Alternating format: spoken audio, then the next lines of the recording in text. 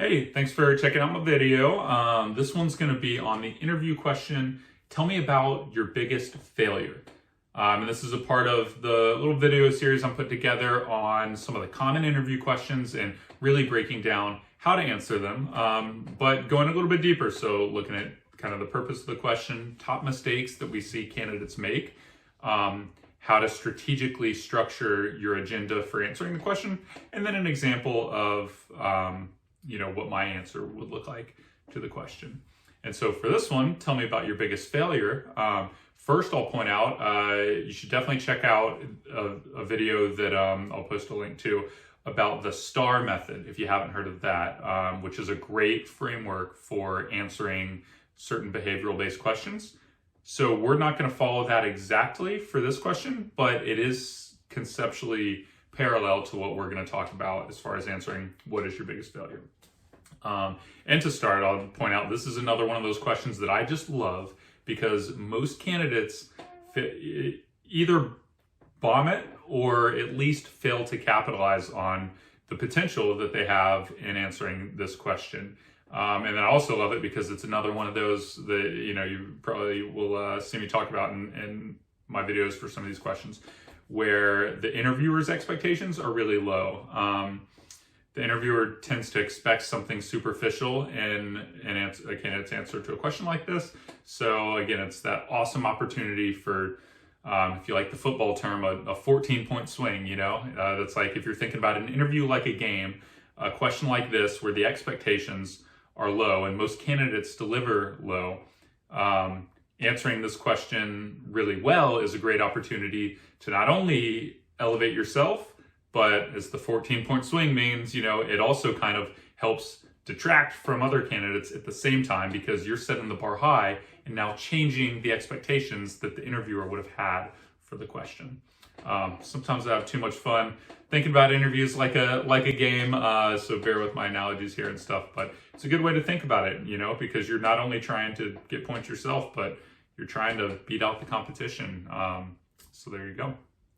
But let's dive into the purpose for this question. So I see it as kind of threefold generally. So number one is the interviewer is assessing kind of your accountability and professional maturity as I think about it. So are you professionally mature enough and accountable over yourself enough to make a mistake and then being able to own it?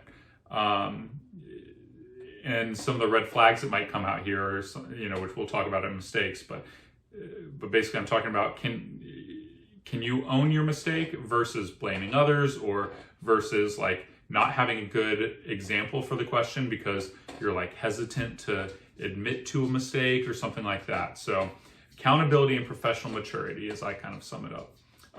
Another one is kind of your decisiveness in action that you would take in a professional setting. So they'll really be looking at the action you took to fix this mistake that you use as your example. And then third, they're looking for really kind of your ability to learn and grow. So what you took from the mistake is really probably one of the most important things that will come out of your answer to this question. So we go kind of the accountability and professional maturity, your action and decisiveness, and your learning and growth. So that, to kind of morph it into what are the biggest mistakes that candidates make, it really relates pretty directly to those items for the question's purpose. So one would be not really admitting to a failure. So oftentimes people will be scared to fully admit to a failure, thinking it'll, ding them in the interview. So they'll have like a really weak example, or the worst, like a backhanded self-compliment, like, oh, well, I, tried to do this project that was going to have this amazing benefit for the company, and it really just had some benefit for the company, like backhanded, self-compliment, really kind of skirting the question and more of a red flag than it would have been if you just admitted to a mistake, owned it, and handled the question appropriately, as we're going to talk through. So another kind of on that note, blaming others or lacking personal accountability, kind of dodging ownership over the mistake that happened. And then also kind of on that note too, not learning or growing from it. So, maybe in your example, you acknowledge a mistake and kind of talk through it, but what you'll often see is interviewers are going to really, if they're good interviewers, they're going to really dig in. So maybe they then follow it up and ask you, tell me about, a time when something similar happened. And if you can't show kind of growth, that you really took something from that experience, then that can be a red flag for you too.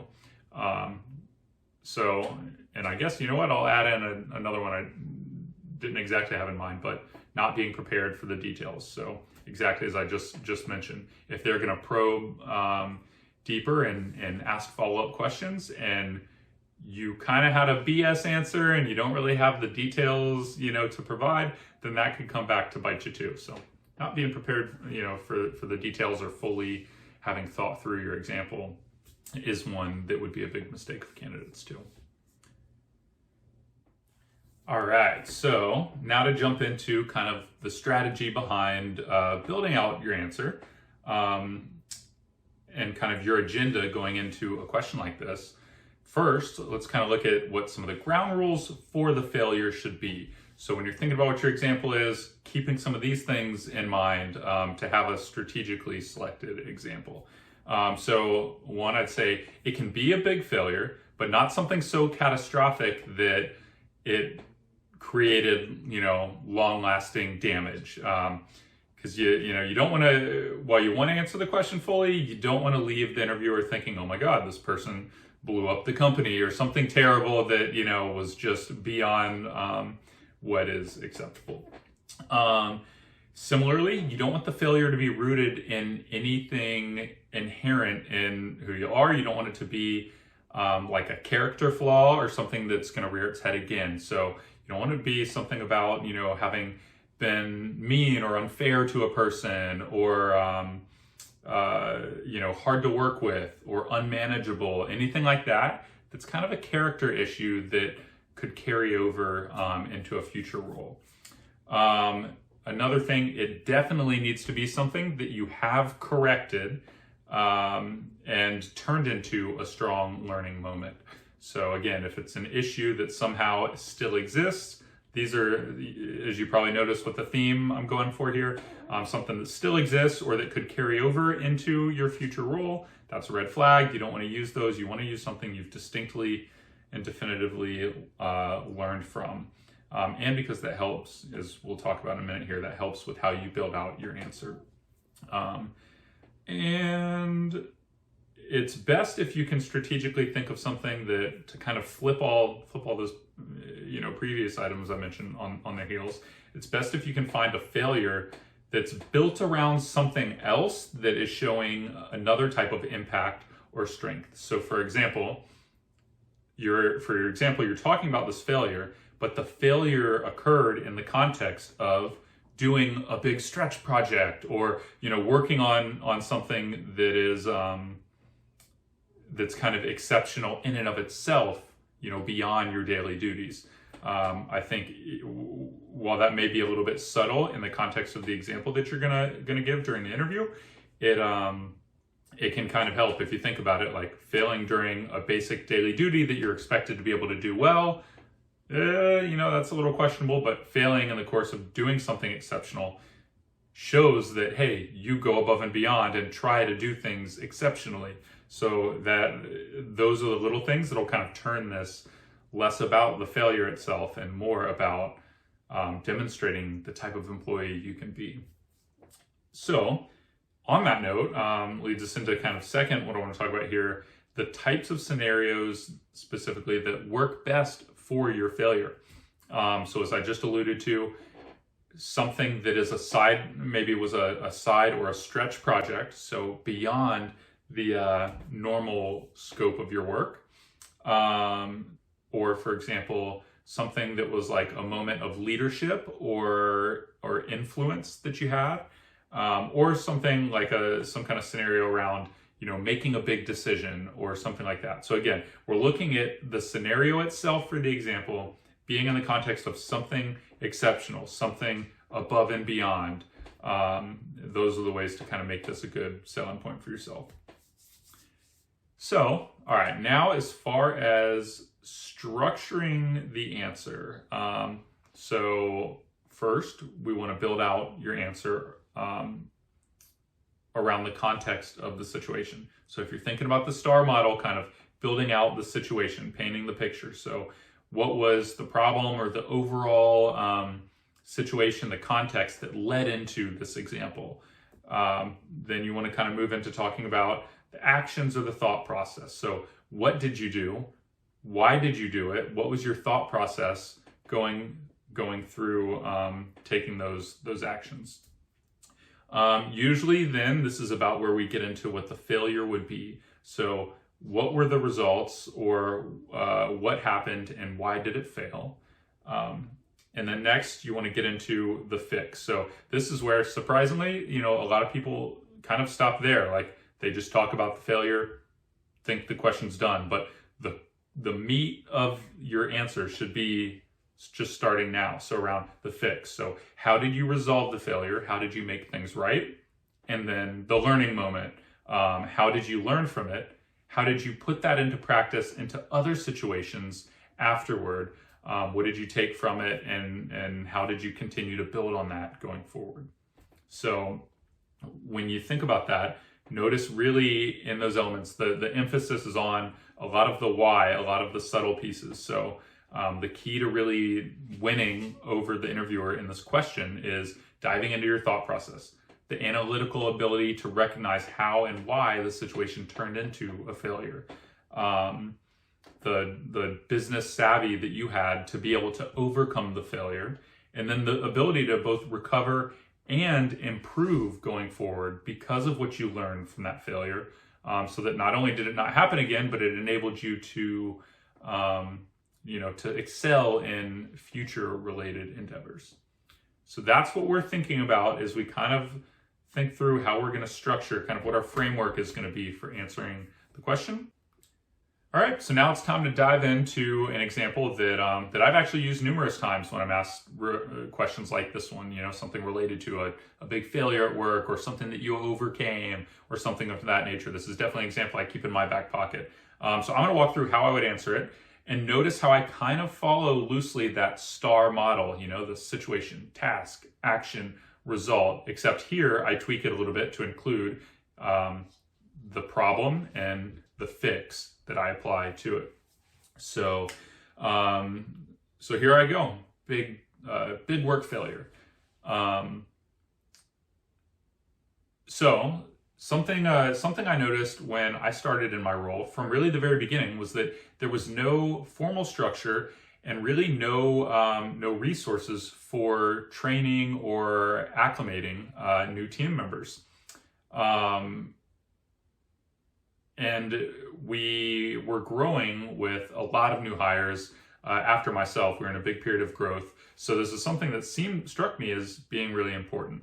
So therefore, I kind of came up with the idea for a much needed training and resource hub that would be applicable both to new hires and also to kind of consolidating all the tons of documents and resources that my team was involved with, that even long-term and existing employees had just floating around with different versions and all this stuff. So I wanted to create this centralized hub where you could count on everything being the most updated version of all of these documents and resources, and also something that a new employee, a new team member could go into and kind of have a self-directed training from. So I kind of took action. I began building it out. I invested a lot of personal time and resources into building it out. But my big mistake was that I was so excited, I just dove into it and just started building it out without really sufficiently getting the team involved or getting any buy-in from the rest of the team, who essentially are the stakeholders. They're who I would need to be using this to make it a fruitful exercise. It was kind of out there. It was known that I was working on this. I'd go to people and ask, hey, do you have any resources for around XYZ that I could have for the project or anything like that. But I didn't take that extra initiative, that extra step to really get people involved. And that was kind of a big mistake, because the end result, I'm really excited. I build this out. I have the first iteration done and I pitch it out to the team, and Ultimately, no one was using it. There wasn't buy-in. I had failed to get the buy-in from the team for this initiative that I launched for the team to use. So my fix, I strategically sought out a couple of team members who I know have influence throughout the team and engaged them, got them to be co-leaders on a new iteration of this. And then I re-involved the team as a whole through team meetings and just, kind of general water cooler type of talk, just kind of continuing to push the idea out there and keep people involved with what's going on. And so I led a new iteration with fuller, broader team input.